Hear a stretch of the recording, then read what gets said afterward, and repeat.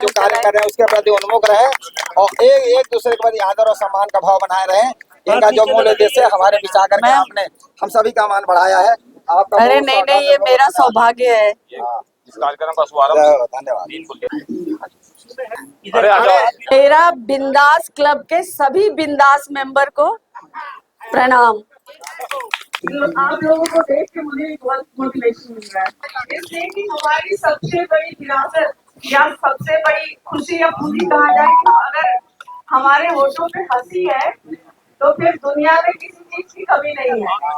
सबसे मुश्किल यही है, और अगर ये मिल गया तो फिर वो कहते नहीं है कि गोधन गजधन गाज धन और रतन धन खान, और जब आए संतोष धन तब फिर दूर सुना। तो ये सब आप लोग के चेहरों को देख के लग रहा है कि आप लोग कितने आत्म संतुष्ट हैं।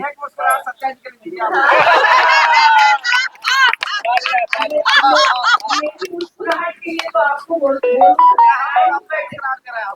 नहीं वो तो है, वैसे मैं खुद ही देती हूँ। मेरे ऑफिस में मेरे जितने कुलीग थे ये लोग बैठे हैं, सत्यनारायण जी और ये जब कोई प्रोग्राम होता था फोटो खींचते थे तो दो बच्चे थे, रंगा बिल्ला हम लोग कहते थे उनको। तो वो फोटो में बोलता था कि क्या करें सर का तो बस एक ही पोजीशन में फोटो होती है। तो मुझे कुछ समझ में नहीं आया एक ही पोजीशन का मतलब क्या। तो कहा कि हर फोटो में बस हंसती रहती तो दूसरा हमने कहा दूसरा पोजीशन शायद देखने को नहीं मिलेगी कभी भी।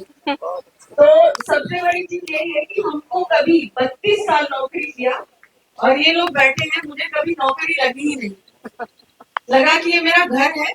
और हर व्यक्ति ने मतलब जितना कहा जाए हर व्यक्ति ने सपोर्ट किया, इतना सपोर्ट किया कि लोगों ने नौकरी दाव पे लगा के भी मेरा सपोर्ट किया। सबसे बड़ी चीज नौकरी में कभी डरे नहीं, अगर हम सही हैं और अगर उससे जीत गए तो फिर किससे क्या हारना, कोई हरा ही नहीं सकता जब तक हम नहीं हारेंगे। और यहाँ पे हम बुजुर्गों को अब्यूज की वो बात बताने आए थे, मुझे कोई बुजुर्ग दिख ही नहीं रहा।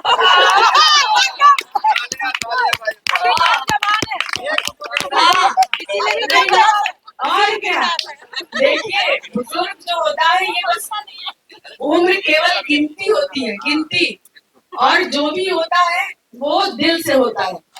हम कभी नहीं, मेरी एज 67 है और मैं कभी भी जाती हूँ कुछ तो लोग बोलते हैं अरे आपको लगता नहीं, हमने कहा मुझे खुद नहीं लगता है। हमने कहा मुझको खुद ही नहीं लगता है, इसलिए ये सब दिमाग से होता है। तो हर हाल में बस खुश रहने की कोशिश करनी चाहिए, इसलिए कि जो हो गया उसको हम बदल नहीं सकते, वापस आ नहीं सकता। तो जो हो रहा है उसमें हम खुश होके जिए, और जरूरी नहीं है कि हर चीज हमारे हिसाब से। और आज का माहौल ये है कि हमारे बच्चे हो या जो भी हो, वो जमाना गया कि हम उनको जो सलाह दे वो उसको माने। तो बेटर है कि अगर खुश रहना है तो हम या तो छोड़ दें या फिर उनकी सलाह मान के उसी में आत्मसात करके और उनके साथ चले। सबसे बड़ी चीज ये होती है, बाकी तो अपने जो अधिकार होते हैं बुजुर्गों को ये पता ही है। जैसे रूपल बोल रही थी कि हम कहीं भी जाए, अगर हम 60+ हैं तो वो अगला आपको देख के तो उसको समझ में नहीं आएगा यहाँ किसी को कि कितने वो हैं। तो ये हमको बताना पड़ेगा अपने अधिकार के लिए। अपने अधिकार के लिए अगर आप बहुत देर तक लाइन में खड़े हैं किसी बैंक पे या कहीं रेलवे प्लेटफॉर्म पे या कहीं पे भी, तो ये हर जगह है कि बुजुर्गों को आपको फायदा मिलता है। जैसे मैं एयरपोर्ट पे जाती हूँ, ठीक है लाइन लगी है, खड़े हैं बहुत, लेकिन सारे के सारे जब बच्चे या कम उम्र के हैं तो वहाँ पे हम आगे जाते हैं और हम दिखाते हैं कि हम सीनियर सिटीजन हैं। अगर आप चाहेंगे तो आपको वो व्हील चेयर भी मिलेगी, लेकिन हम व्हील चेयर न लेके हम आगे खड़े हैं, इसका मतलब कि व्हील चेयर भी आगे जाती है तो हम भी आगे जा सकते हैं। तो ये हमको खुद समझना पड़ेगा, तो कहीं भी परेशानी नहीं होगी। और बैंक का आजकल तो बैंक आपको इतनी सुविधा, आप चाहेंगे तो आपके घर तक आएंगे। तो ये सब जानने की जरूरत है, और इन सब चीजों के लिए सबसे ज्यादा बेटर तुमको बताऊंगी अमरीश मिश्रा जी। वो पूरा इन लोग का एक संस्था भी है जिसके थ्रू मेरी भी अभी बहुत सारी हेल्प भी करते रहते हैं। मतलब हम लोग को हर साल ये प्रमाण देना पड़ता है कि हम जिंदा हैं अभी। सबसे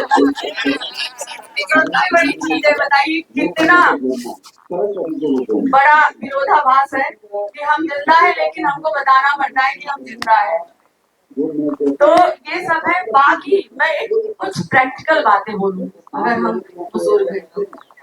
मैं अभी एक बुक मैंने लिखा है वृद्धा आश्रम पे भी, हम तोड़ती संवेदनाएं।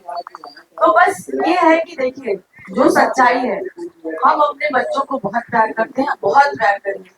और आजकल विजय सिंघानिया का सबने देखा ही होगा कि कभी भी जीते जी अपना सब कुछ अपने बच्चों के नाम मत करिए, कभी मत करिए। प्यार से रहिए, अगर आपके पास है तो उनके लिए सब करिए, पहली चीज। दूसरी चीज, जॉइंट फैमिली में अगर रह रहे हैं तो आज जो है ना वो वर्चुअल युग है और मॉडर्न है। हम लोग के टाइम में न मॉल होते थे, न मोबाइल होता था, कुछ भी नहीं होता था, लेकिन आजकल सब कुछ है और बच्चे उसी माहौल में पले बड़े हैं। तो हर घर की बहू होगी, शादी करके आएगी, सोचेगी वो हाँ ठीक है, वो शाम को घूमने जाने के लिए सोचेगी या मतलब कुछ भी है बाहर निकलने के लिए। तो मैं बहुत, क्योंकि मेरे पास बहुत सारे केसेस अभी भी आते हैं, उसमें बस यही प्रॉब्लम होता है, सास बहू में इतनी लड़ाई होती है कि वो बिना बताए चली जाती है और घर में से निकल चलती है और चाय बना के नहीं देती है। तो मैं ये कहूंगी कि अगर घर में हर आदमी रिटायर्ड है तो आप इतना बहू पे मत डिपेंड होइए अपनी खुशी के लिए। ये नहीं कहे, ये उसकी मॉरल ड्यूटी है कि वो आपको चाय बना के दे, ये संस्कार है जो उसको घर से मिले होंगे। सबसे बड़ी चीज है कि आप अपने बच्चों को क्या संस्कार देते हैं वो वही अप्लाई करते हैं। तो इसके लिए हम सब जिम्मेदार हैं। मैं अभी बता रही, कुछ दिन पहले मैं एक बुक लिख रही थी, वही वृद्धा आश्रम वाला। तो वो डॉक्टर है, एक डॉक्टर टीपी सिंह वहाँ के डायरेक्टर थे। तो मैं वहाँ पे उनसे मिलने गई थी, तो पता चला कि वो एक जगह सीढ़ी बताए कि उधर है, सीढ़ी के पास खड़े थे और एक महिला को बुरी तरह से डांट रहे थे और एक बच्चा था वो रो रहा था, छोटा सा, मुश्किल से 4-5 साल का रहा होगा। तो मतलब मैंने पूछा कि क्या हुआ, तो उन्होंने बोला कि बताया कि इस बच्चे के दादाजी जो है वो टीबी वार्ड में एडमिट है और ये बच्चा उनसे मिलना चाह रहा है, लेकिन वो मार रही है और डांट रही है कि नहीं वहाँ नहीं जाओगे, नहीं तो टीबी हो जाएगा। तो उसपे उस बच्चे ने कहा कि ठीक है, जब तुम बीमार पड़ोगी तो मैं तुमको भी देखने नहीं आऊंगा। तो ये होता है कि आप उनको सिखाते नहीं हैं, लेकिन जो उनकी उम्र होती है सीखने की, वो देख के सीखते हैं। तो इन सब चीजों को ध्यान में रख के, और आप लोग तो इतना अच्छा अपना टाइम यूटिलाइज कर रहे हैं कि जिसका कुछ है ही नहीं। तो मुझे नहीं लगता कि किसी को कोई टेंशन होती होगी। बस ये है कि हर दम सुबह उठिए, ब्रश करने जाइए, शीशे के सामने खड़े हुए सबसे पहले बोलिए आई एम द बेस्ट। बस हाँ, आई एम द बेस्ट। आपसे अच्छा कोई नहीं है और आपसे अच्छा कोई दूसरा आपको नहीं जान सकता है। कई बार घरों में लोग परेशान होते हैं कि आपके घर की प्रॉब्लम है, तो आप इसलिए परेशान होते हैं कि अगल बगल या 4 लोग क्या कहेंगे, लेकिन वो 4 लोग कभी आते हैं आपके पास? आखिरी समय में शायद कंधा देने आते हो, तो वो सोचने की जरूरत ही नहीं है। अगर कोई कुछ भी सोच रहा है हमारे बारे में तो हम भी वही सोचने लगेंगे, तो फिर वो क्या सोचेगा? तो उसी को सोचने दीजिए, हमको नहीं सोचना है। हमको अपनी एनर्जी पॉजिटिव वे में यूज करनी है। और हर बुजुर्ग को ये अधिकार है कि उसने अपने बच्चों को पढ़ाया लिखाया, उस पर अपना सब खर्च किया। तो अगर किसी के बच्चे उसके लिए कुछ नहीं कर रहे हैं तो वो कोर्ट से पूरा अधिकार ले सकता है, इवन बेटी से भी ले सकता है। अपना अपनी जीविका के लिए वो कोर्ट में कर सकता है और ले सकता है। तो कहीं से भी बुजुर्ग, और ऐसा नहीं है कि बिना अधिकार के हैं या कुछ भी नहीं है। बुजुर्गों के पास तो आजकल इतने परिवार टूट रहे हैं, बच्चे इतने बिगड़ रहे हैं सिर्फ ज्वाइंट फैमिली के कारण। डाकू, बदमाश, गुंडा, रेपिस्ट पैदा नहीं होता है, कभी नहीं। हर बच्चा बस वही इनोसेंट सा एकदम पैदा होता है, जो दुनिया में पहली बार आता है, लेकिन जो घर के उसके संस्कार होते हैं और जो उसका वातावरण होता है वो उसी से सब कुछ सीखता है और आगे चल के वही समाज को देता है। और मैं आपको बोलूं कि मैं आपको समझाऊं या मैं कुछ कहूं, मैं क्या कहूंगी, मैं वही दूंगी जो मेरे पास होगा। तो आप ये सोचिए कि जिसके पास जो होता है वो आपको देता है। लेना है तो लीजिए, नहीं लेना है मत लीजिए। वो है ना कि जो अच्छा लगे उसे अपना लो और जो बुरा लगे उसे जाने दो। तो बस ये सब चीजें हैं। और मैं चाहूंगी कि किसी को कुछ पूछना है तो आप लोग बताइए, या कोई प्रॉब्लम हो किसी बारे में, किसी चीज में। बाकी मुझे सबको देख के मुझे खुद ये लग रहा है कि मुझे भी पार्क में जाके मैं कभी कभी आया करूंगी पक्का। और ये रूपल का धन्यवाद है कि ये लोग बहुत ही अच्छा काम कर रहे हैं और मैं हर कदम पे इन लोग के साथ हूँ। कभी बच्चों को, कभी लड़कियों को, कभी ब्लड, कभी मतलब बहुत सारा। और मैं बहुत शुक्रगुजार हूँ कि मुझे इतने अच्छे लोगों से मिलाया। और मेरा एक परिवार, लखनऊ में करीब 100 घर ऐसे होंगे जहाँ मैं किसी की बुआ हूँ, किसी की बेटी हूँ, किसी की बहन हूँ, और उस परिवार में मेरा एक और इतना बड़ा परिवार बढ़ गया। और ये तो मैं ये भी कहती हूँ कि मैं लॉयर भी हूँ, और कभी किसी को अगर किसी तरह की कानूनी जानकारी भी चाहिए तो वो मुझे कभी भी फोन कर सकता है। इसलिए कि कभी कभी होता है कि व्यक्ति, मैंने बहुत देखा है कि लोग पीढ़ी दर पीढ़ी कचहरी और कोर्ट के चक्कर काटते काटते रह जाते हैं। तो कभी होता है कि अगर हमको पेट दर्द हो रहा है तो सर दर्द की दवा काम नहीं आती। मैं वकील हूँ, लेकिन मैं बताऊंगी कि बहुत बार वकील लोग उलझा देते हैं केस। आप जाते एक प्रॉब्लम बताने के लिए, वो 10 प्रॉब्लम उसमें डाल देते हैं। तो ना तो वो कहते हैं ना, आधी छोड़ पूरी को धावे। हाँ, आधी छोड़ पूरी को धावे, पूरी मिले ना आधी पावे। वो इतना गड़बड़ हो जाता है कि पता चला किसी को क्रुएल्टी की प्रॉब्लम है, किसी ने मार पीट दिया एकदम करके, उसमें दहेज से लेके और कहाँ कहाँ क्या हो जाता है। तो वो बेचारी महिला दौड़ते दौड़ते थक के और कुछ नहीं होता है, बैठ जाती है। तो ये है कि किस चीज में क्या करना चाहिए वो हम एकदम बता सकते हैं। और प्लस कभी भी पुलिस की कोई भी हो तो किसी भी महिला को या लड़की को पुलिस थाने जाने की जरूरत नहीं है। अगर किसी को बात करनी है तो वो आपके घर आएगा, या आपको जहां कंफर्ट लेवल होगा आपको, वो वहां पे आएगा। और आपसे बात करने के लिए आप बोलेंगी महिला को, तो महिला को भेजो। कोई ये बाउंड नहीं कर सकता कि कोई पुरुष आपसे कोई बात करे या आपका स्टेटमेंट ले। तो ये सब चीजें हैं। बाकी मैं चाहूंगी कि आप लोग को कुछ पूछना चाहे तो प्लीज पूछिए। हाँ, मैं बहुत ही डरावने रूप में लिख रही हूँ। उसमें मैंने अहमदाबाद में, यहाँ पे भी कई जगह जा के देखा है मैंने, कि आपको बता नहीं सकते। सबसे बड़ा यहाँ का आपको मैं बताऊं कि एक बार याद होगा आपको, 3-4 साल पहले यहाँ के दूरदर्शन के डायरेक्टर थे, उनका बेटा कनाडा में रहता है और वो वृद्धाश्रम में रह रहे थे। एक डायरेक्टर की तनख्वाह, एक डायरेक्टर का रुतबा, आप समझ रहे होंगे, और सड़क पे उनकी डेथ हो गई थी। और उनका क्रियाकर्म सारा आश्रम वालों ने किया था। मैंने ऐसे ऐसे राजस्थान में मिले हैं जो कि करोड़ों दान। एक बुजुर्ग, उनका बेटा, उनका पोता IAS है। मतलब बहुत बता नहीं सकते। हम तो रहते हुए कई लोगों को वहां पे रखवाए। तो ये होना ही नहीं चाहिए, जहाँ पे कि माँ बाप को भगवान की तरह मानते हैं, पूजते हैं। और बिना माँ बाप के, आप बताइए, कोई भी बिना माँ के इस धरती पे आ सकता है? उसका चाहे वो ब्लड हो, हड्डी हो, वेन्स हो, स्किन हो, सब उसकी माँ की देन है। वो माँ का एक अंश है क्या वो अपने आप में। और अगर कोई मतलब इस तरह से है, ऐसा करता है, तो लगता है उसको। आदमी पैसे से कभी खुश नहीं रह सकता। आप बताइए, पैसे कितने पकड़े जाते हैं, कभी बिस्तर के नीचे, कभी इसके नीचे, कभी उसके नीचे, और जेल जाते हैं। वो पैसा किस काम का? अगर कायदे से दाल रोटी सब्जी और आपको आराम से रहने को एक घर, बस सिर्फ रोटी कपड़ा और मकान, इतना है तो बहुत है। इससे ज्यादा लेके क्या करेंगे? सिर्फ मुसीबतें मुसीबतें मुसीबतें। नहीं, बहुत मानते हैं। आप मानते होंगे, आप सोचिए, आप मानते हैं, आप समझ रहे हैं, यही बहुत है। हाँ नहीं, एक आदमी अगर समझ लेना तो वो बहुत है।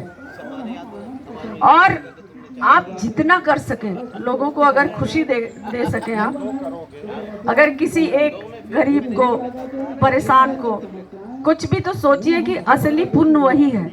कहते हैं ना लोग, तपस्या करके और बड़ा स्वर्ग और नर्क, किसने देखा है स्वर्ग? सब यहीं पे है, सब यही है, कुछ भी नहीं है। अगर और श्राप बोलते थे कि श्राप और वरदान सिर्फ यही है कि किसी को आपने अगर खुशी दी, वो अगर खुश हुआ तो जो उसके हृदय से आपके लिए दुआएं निकली वो वरदान है, और अगर उसका दिल दुखा और कुछ हुआ तो वही श्राप है। तो कोशिश करें कि हम सबको ज्यादा कुछ नहीं दे तो एक खुशी तो दे ही सके।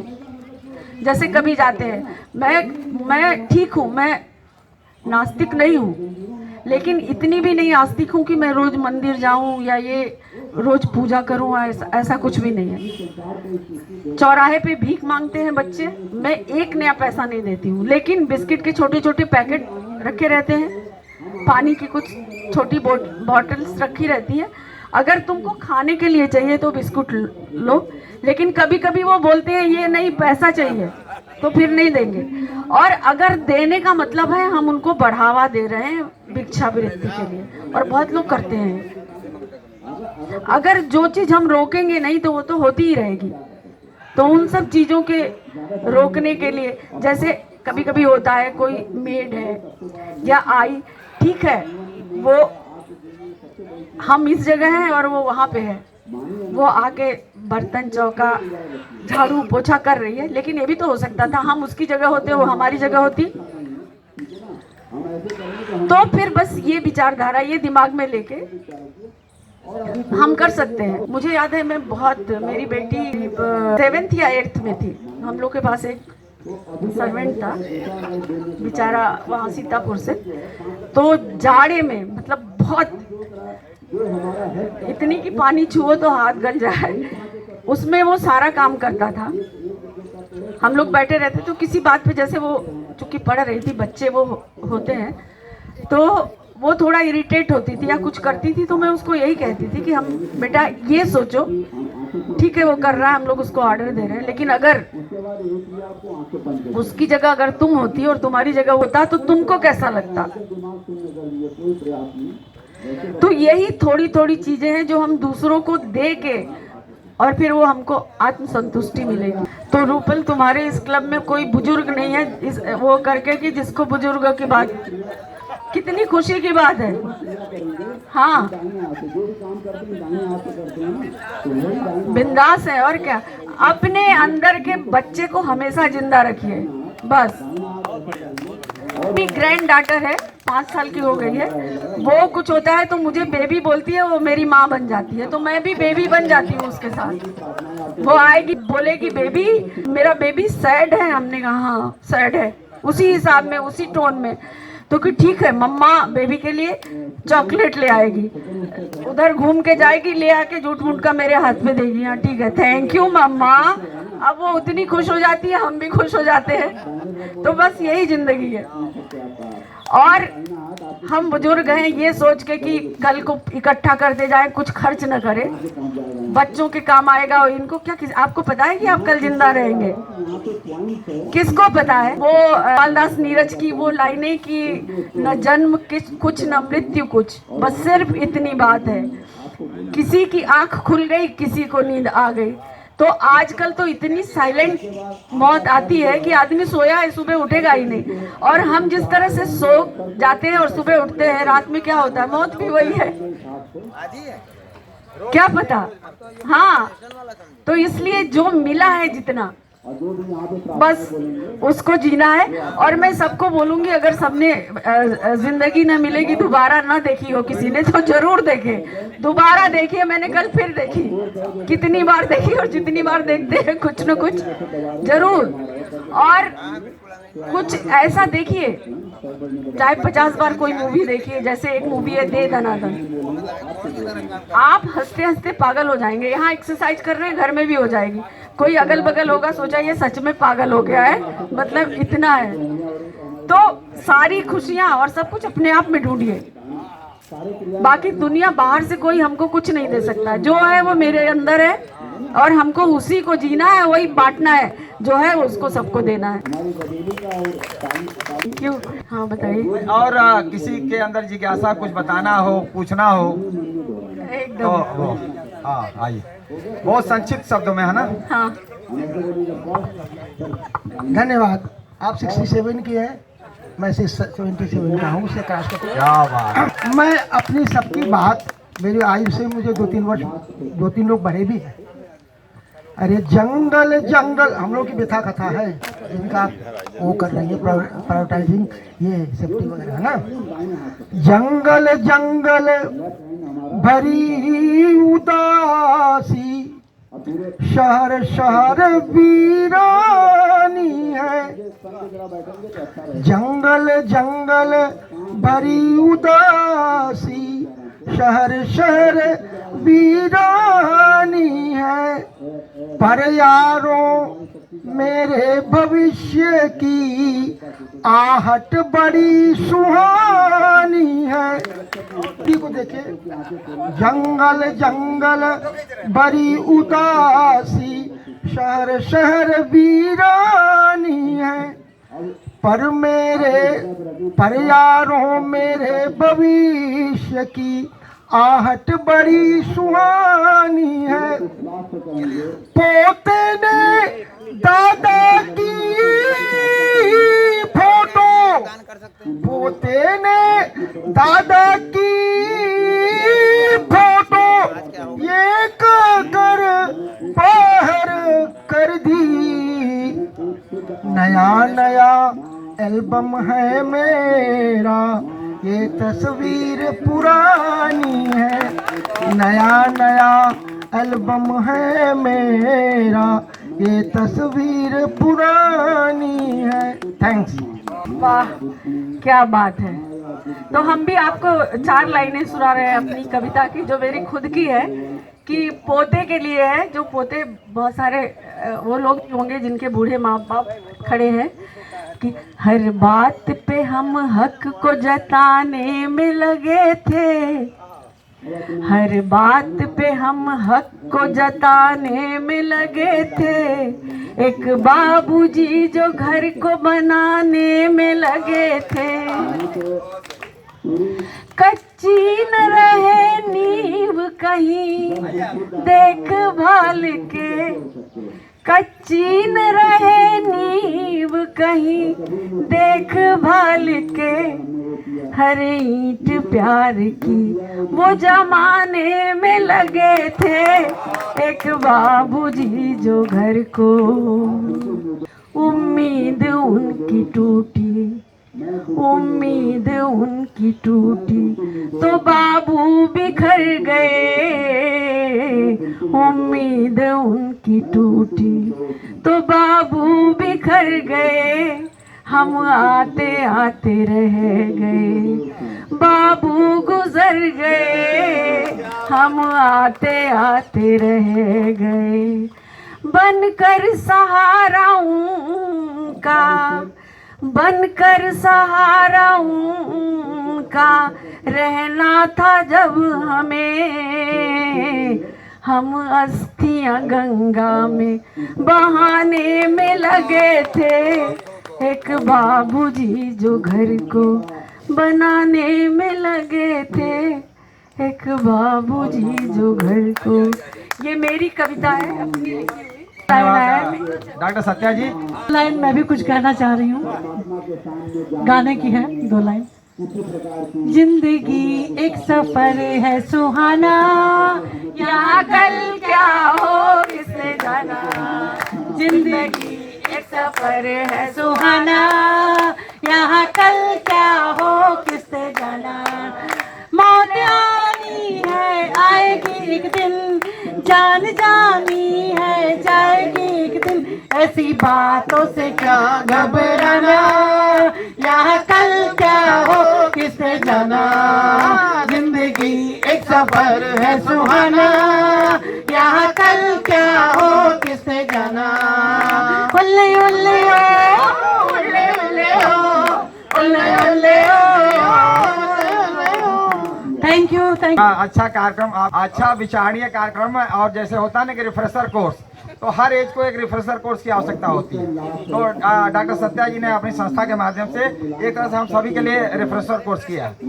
हमारे दिमाग में बार बार पहले आता था जब मैं थोड़ा सा उम्र कम थी कि ये बुजुर्ग लोग और बहुत सीनियर लोग चले जा रहे हैं प्रवचन सुनने, हाथ जोड़े प्रवचन सुन के आ रहे हैं। हमने कहा जब इनको प्रवचन देने का समय आया तो प्रवचन सुनने जा रहे हैं, तो ये कुछ समझ में नहीं आता था मेरे। हम लोगों का एक फंडा आप जानिए, आप कहीं भी कहिएगा कि बिंदास परिवार, जो एक बार आता है हम लोग अपने बिंदास परिवार में शामिल कर लेते हैं। और आप परिवार का हिस्सा हो गई, आप हमेशा इस परिवार का हिस्सा रहेंगी और अपने आप को ये अपना तो आप देते रहिएगा और हम सभी के लिए खुशी की बात होगी। तो जो मैं ये कह रहा था कि हम लोग प्रवचन सुनने के लिए बहुत सीनियर लोग 70 साल 75 साल के प्रवचन सुनने जाते हैं कि हमको ये प्रभु हमको सन्मार्ग पे रखना और सारी चीज़ों के लिए। तो हर उम्र में एक मार्गदर्शन की जरूरत होती है, जो मैं अब करके समझ पाया हूँ। तो मार्गदर्शन हर उम्र से होती है, ये रिफ्रेशर की भी हमेशा आवश्यकता होती है। बीच बीच में इस तरह के डिस्कशन टॉक होनी चाहिए जिसमें हम अपने संस्मरण अपने अनुभव बताएं। एक चीज और दूसरी चीज आपका जैसे वृद्धाश्रम के बारे में है। वृद्धाश्रम आजकल हम बहुत दिनों से विरोध कर रहे हैं कि हमारी भारतीय संस्कृति का ये हिस्सा नहीं है, लेकिन इसके बावजूद खुलते जा रहे हैं। तो आपको इसको थोड़ा सा पॉजिटिव वे में लेकर के चलिए कि वृद्धाश्रम अगर कोई ऐसी मजबूरी है जहाँ बच्चे, सुनिए एक मिनट, बच्चे नहीं कर पा रहे हैं या हम उनके साथ नहीं हो पा रहे, असहज महसूस कर रहे हैं, तो वृद्धाश्रम भी एक ऐसी जगह पे है जहाँ पे अपने खुश रह सकते हैं, प्रसन्न रह सकते हैं, अपने जीवन को अच्छे से जी सकते हैं। लक्ष्य यही है सभी का, क्यों अपने जीवन को अच्छे से जीना, अपने पैरों पे खड़े रहना और किसी के ऊपर डिपेंडेंट ना होना। और बच्चे करते हैं तो अच्छा है, बच्चे नहीं करते तो भी अच्छा। मैं ये कहूँगा बच्चों को संस्कार किसने, बच्चे कभी चला जाने जाते हैं अपने माँ बाप के नाम से, किसके पहला आदमी प्रश्न पूछता है किसके लड़के हो किसके बच्चे हो। तो आपके संस्कार से जी रहा है तो बच्चा आज अच्छा कर रहा है तो खुश होइए कि हमने संस्कार दिया, अच्छा कर रहा है। अगर गड़बड़ कर रहा है तो ये मानिए कि हमारा कहीं ना कहीं दोस्त था जिसकी वजह से बच्चा गड़बड़ कर रहा है। आप बच्चों पे दोषारोपण करते रहिएगा, बच्चों की कमियों को उल्लेख करते रहिएगा, अपना बड़ापन देख करके उनके अंदर दोस्त निकालने की कोशिश करिए, तो वो बच्चा आपकी बात नहीं मानेगा। आप उसको स्वीकार करिए, पॉजिटिव यही है। हम लोग ध्यान में क्या करते हैं, ध्यान का पहला सूत्र ये, जो जैसे है जहाँ भी है, जिस विचार से है, जिस भाव से हम उसको स्वीकार करते हैं। जब आप स्वीकार करिएगा तब उसका परिमार्जन कर पाइएगा। लेकिन हम कहिए कि उससे लड़ करके उसका परिमार्जन करा ले, तब परिमार्जन। देखिए हम लोग सब सोसाइटी के हैं, समाज के हैं। हाँ, अब मैं आपको नटशेल में बताता हूँ स्वामी विवेकानंद की महानता का क्या राज था। उन्होंने कहा नर सेवन, अभी आपने कहा ना आस्तिक नास्तिक का वहाँ पे फर्क नहीं है कि हम मंदिर जाते हैं कि नहीं या करते कि नहीं। हमारी सनातन संस्कृति में अगर आपके अंदर मानवीय संवेदना है, गरीब को देख करके दुख होता है, आपको उसकी मदद करने के लिए आप आगे आते हैं, यही सनातन संस्कृति। विवेकानंद ने नर सेवा नारायण सेवा का जो मूल मंत्र दिया पूरी दुनिया ने उनको लोहा माना। यही सब ईश्वर, ये सब ईश्वर के भाव हैं, ईश्वर ने इनको भेजा है। ये पूरी प्रकृति ईश्वर की है। पूरे पर्यावरण को ध्यान में रखते हुए इनका सबका ध्यान रखेंगे जो मानवीय संवेदना से ओतप्रोत है, तो यही ईश्वर है। इसलिए ईश्वर रूपी संसार को, पूरी प्रकृति को, इस पूरे मानव जाति को, या चाहे जानवर हो जो भी, पूरे मानव जाति को नमन करते हुए हम लोग अपने आगे पे बढ़ेंगे। डॉक्टर सत्या जी को बहुत बहुत धन्यवाद देते हैं, बहुत बधाई देते हैं कि आज एक सुंदर टॉक इन्होंने आपने आगे। Thank you. मैं ये कहना चाहती हूँ कि जैसे बच्चों को डांटने या उन पे दोषारोपण या उनको कहने की बात मैं नहीं करूँ, वो तो कभी करना नहीं चाहिए। किसी बच्चे पे कभी हाथ नहीं उठाना चाहिए। और चाणक्य ने ये भी कहा है कि जब अगर आपकी चप्पल आपके बच्चे के पैर में आ जाए तो वो आपका बेटा नहीं आपका दोस्त समझिए।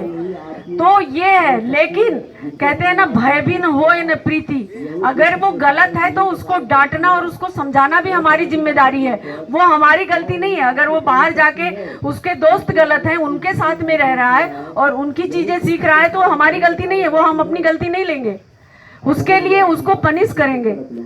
अगर वो समझेगा तो ठीक है, बहुत समझाएंगे, सब उसी के लिए। आजकल हर माँ बाप बच्चों के लिए ही करते हैं, इकट्ठा करते हैं, सब अपना पेट काट के, अपनी खुशियाँ काट के, सब कुछ करके बच्चों को करते हैं, बच्चों को पढ़ाते हैं और बच्चों को विदेश भेज देते हैं। और उसके बाद क्या होता है, और मैं वृद्धा आश्रम के लिए आपको बोली कि मैं कई लोगों को वहाँ खुद छोड़ के आई हूँ, मैंने ये भी बताया। हाँ, इसलिए कि वो होता है एक कंडीशन कि वहाँ पे करीब उनको खाना, कपड़ा और एक छत तो मिलेगी कि ऐसी स्थिति में। तो नेगेटिव कोई चीज नहीं है, लेकिन नेगेटिव वो होती है कि जो करोड़पति बच्चे हैं और जो वो करोड़ों लेके बैठे हैं वो उनके माँ बाप का है और वो उस नाम से हो जाता है झूठ बोल के, और उसके बाद माँ बाप को घर से निकाल देते हैं। हमारे बीच में सत्या जी आई थी, ये हम लोग से बहुत पुरानी परिचित भी है और सीनियर सिटीजन में हम लोग की मुलाकात होती रहती है। तो इनका यहाँ पे जो इतना अमूल्य समय दिया और हम लोगों को इतना ज्ञान वर्धन किया है और जो हम लोग पार्क में करते हैं उसमें थोड़ा बढ़ोतरी और हो गई है, तो इसके लिए इनको बहुत बहुत धन्यवाद। इनका बराबर आती रहिए और समझ देती रहिए हम लोग को, तो हम लोग का और भी ज्ञान वर्धन होता रहेगा और हम लोग भी आगे इसमें है जो मैं आपको प्रदान करूंगा। अरे बहुत बहुत बहुत बहुत धन्यवाद। और ये कहाँ से तोड़ के लाए ये तो बात बताई जाएगी। ये अपने पेड़ का है सर जी, ये बिंदास एक खजाना है, यहाँ रोज होता आना और जाना है। तो इसके लिए 4 लाइनें हमारी हैं सत्यनारायण जी कि छोड़ो कल की बातें, कल की बात पुरानी, नए दौर में लिख देंगे हम अपनी नई कहानी, हम राजा हिंदुस्तानी, हम राजा हिंदुस्तानी। तो इसके लिए 4 लाइनें हमारे बड़े साहब के लिए और आए हुए मेहमानों के लिए। ऐ वतन तुझको मेरी कसम, हर गली को बनाएंगे सुंदर चमन। ऐ वतन तुझको मेरी कसम, राह में आएंगी कितनी दुश्वारियां, योग करके भगाएंगे बीमारियां। ऐ वतन तुझको मेरी कसम, हर गली को बनाएंगे सुंदर चमन। भारत माता की। कोई आए और हाथ का पुट ना हो तो मजा नहीं है। समापन हमारा हाथ से होगा। ये हाँ, शेर गर्जना single yes 3 bar yes. Down please, ready 1 2 3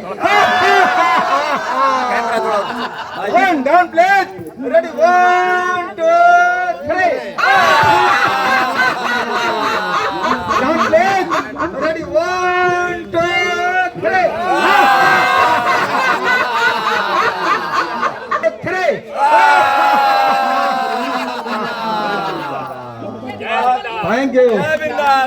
thank you so much जो आप लोगों ने इतना समय दिया, सत्या दीदी को इतना सहयोग किया, हमें इतना सहयोग किया।